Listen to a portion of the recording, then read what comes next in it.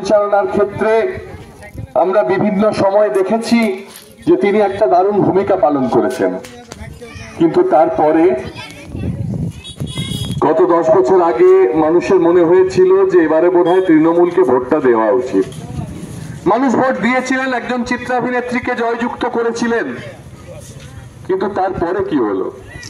গত 10টা বছরের প্রথম 5টা বছরে আমরা দেখেছি তিনি একদিনের জন্য সংসদে যাননি, এবং সংসদে গিয়ে আমার অঞ্চলের কথা বলা, এই বাঁকুড়া লোকসভার কথা বলা একটা দিনের জন্য করেননি। কোনো উন্নয়ন, কোনো ডেভেলপমেন্ট, এই অঞ্চলের মানুষের কোনো দুঃখ দুর্দশার দূরীকরণ কিচ্ছু করতে পারেননি। তারপরে মানুষের মনে হয়েছিল যে তৃণমূলকে দিয়ে হবে না, তাহলে এবারে বিজেপিকে ভোটটা দিয়েছিলেন আমরা ডাক্তারবাবুকে ভোট, কিন্তু বিজেপিকে ভোটটা দেওয়ার পরের 5 বছরও মানুষ যেখানে ছিল সেখানেই রইল। আমরা দেখতে পাচ্ছি এই মুহূর্তে ভারতবর্ষের রাজনীতিটাকে ভাগ করে দেওয়ার চেষ্টা হচ্ছে, কখনো হিন্দু মুসলমান বলে, কখনো জাতি, কখনো ধর্ম, কখনো বর্ণ, বিভিন্ন ভাবে ভারতবর্ষের রাজনীতিটাকে ভাগ করে দেওয়া হচ্ছে।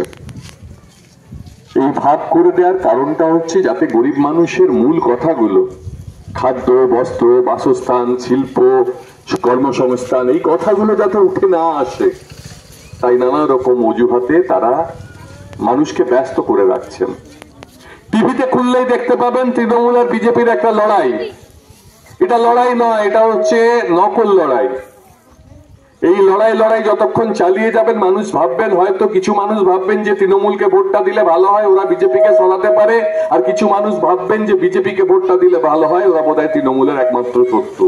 না, এরা কারো শত্রু নয়। এদের জন্মটাই হয়েছে একে অপরকে সহায়তা করার জন্য। তৃণমূল তৈরি হয়েছিল 98 সালে। 99 সালে আপনারা মনে করে দেখুন, বিজেপি সরকারের মন্ত্রী ছিলেন মমতা ব্যানার্জি। তারপরে চূড়াস্রোতে সখ্যতাটা বজায় রয়েছে। রাজনৈতিক বাধ্যবাধকতার জন্য তৃণমূল আর বিজেপি এখন আলাদা।